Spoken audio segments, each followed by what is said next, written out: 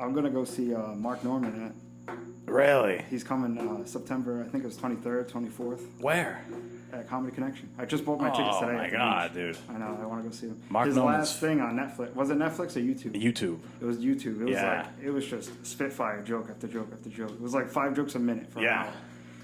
That's his style, dude. He's fucking hilarious. It's only $25 tickets. You should do it.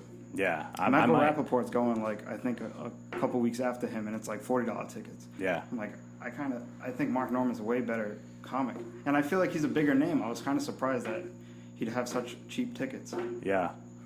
Yeah, I mean he's big in the sense that he can like fill up comedy clubs, but I don't think he's done. I mean, he did that special was in like a theater, which is big. Yeah. But And some that was guys like during COVID, wasn't it? I think that was like in the midst of COVID. Yeah. He was like one of the first people to actually drop something. Yeah, and nobody like wanted to pick it up, so he's like, "Fuck it, I'll just put it on YouTube. I'll do it myself." Oh, he's cool. I've only seen what was that? Jim Brewer, and then this guy's going to be my second guy. Yeah. So it's like I don't know. I want to put up a good array of comics that I've seen live. Oh yeah. I mean, Mark Norman is like I don't know if you watched any Rodney Dangerfield lately, but No, I haven't. But he kind of reminds me of John Mulaney. I don't know if you ever watched him. It's like really dry, like nerdy comic. Yeah. But he's like, he can get dark, Mark Norman. He talks about like crazy shit. Yeah. Like he talks about like abortion, and he's like, I forget the joke, but it's like, it's just so funny. But I meant to say, he's like Rodney in the sense that he just joke the whole time. It's not even storytelling. It's just like, he'll talk about something for 30 seconds and completely switch topics and still have like 2 punchlines. Yeah. Like, it's crazy. His Twitter is hilarious. He's always putting up like puns and stupid shit. Yeah. It's funny. I'm pretty excited for that though. But you, I've been meaning to watch that dude's podcast. What's his name? Tim Dillon. Yeah, I know. I've seen him on other people's podcasts, and I've seen like YouTube videos and stuff. He is hilarious. But I haven't seen like his podcast where he just goes off. Oh my god, dude! His podcast is like nothing else because it's him and his co-host. So he kind of has an audience. Yeah. So he just picks things to rant on. He's the best person who rants on things. He just bugs out. Like he talks about like fucking, you know, if this group of people, like he started an episode about, he's like, oh, okay, so we're exclusively starting in December gonna start only being on Spotify exclusively because that cuck pedophile faggot, like all these bad things. He talks about the CEO. He's like, he finally signed us, that fucking piece of shit. Like, just shitting on him. But seeing him live, that was the first like big name comic that I've ever seen. Where was that, Foxwoods? No, that was at the Wilbur, which is a pretty dope spot. It's awesome. It's such an awesome, like, I mean, I've been to concerts and stuff, but like I like spending my money more on a comedy show ticket. Yeah. It's just a great vibe. I like, you know, you can eat, you can drink, and then there's a guy on stage just making you fucking piss yourself laughing. It's fucking awesome. Yeah, it's. I think it was on. I think Joe Rogan said it, where he's like, you only get like 80% of the show when you watch it on TV, but when you're there, there's like an extra something. Yeah, because there's a guy behind you who laughs hysterically. Yeah. So whenever he fucking laughs, you gotta laugh. It's just like stuff like that in the crowd you don't really get if you're just watching it on TV. Yeah.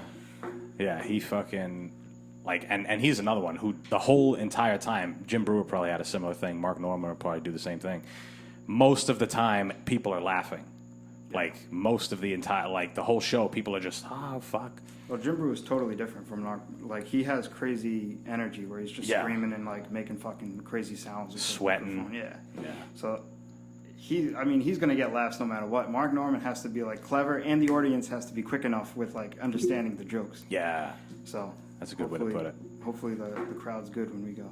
Yeah, otherwise it could be kind of awkward the way he like says his jokes, and if there's not a laugh after the punchline, it just sounds like a weird. Yeah, even his like demeanor is just like, stop being gay. Like, you should get tickets though, $25. Yeah, I know. It's like in a month from now.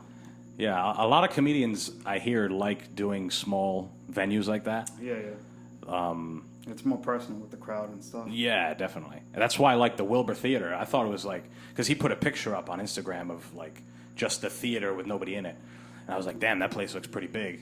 And then when we got there, it was small. It was like actually really intimate. It was like a high school auditorium. It's smaller than that. Really? Yeah. It was pretty cool. I would recommend if there's ever a show there, go, especially a comic. I mean, Was that at Boston? yeah, right in downtown. Yeah, it was sick. There's a bunch of places in Boston. Like Yeah. stand-up shows over here. There's like Comedy Connection. I think there's one more in downtown that kind of sucks. Yeah. They used to be, I guess Periwinkle's was the big one. Yeah, I heard about that one. Yeah, that was I think that was like right in the mall, like where the mall used to be. Oh shit. Yeah. And I knew a guy that supposedly, he was a bartender at Periwinkle's, and he said that there was like a thing going on where the owner of the Comedy Connection was like, hey, if you don't, you can't do a show there and do a show at the Comedy Connection too. There was like a blackballing thing going on. So maybe that happened. I don't know. I think when I spoke to Ace Aceto, who is a comedian as well, but he's much older. He's like 40-something. He said back then there was just a boom of comedy. Like everybody wanted to be a comedian. So there was a lot more shows, a lot more opportunity and that type of thing. What was this, like the 90s probably? Yeah, exactly. I could see it. Yeah. Now, what's kind of I interesting feel like is... all the movies and stuff, like the big actors were like big stand-up comics at the same time. Right. Like now it's kind of like you got the actors and then you got the big stand-up guys. And there's a few that cross over and do both, but not like before. Not like when there was like Martin Lawrence and Right. Bernie Mac. Yeah, all those guys. Yeah. Now it's like pretty much only Kevin Hart who's doing both. Yeah. Sebastian Maniscalco, he's been in movies. Seen him in movies, but yeah, pretty much like the biggest guy would be Kevin Hart. Yeah. And he's not really the best comic in my opinion.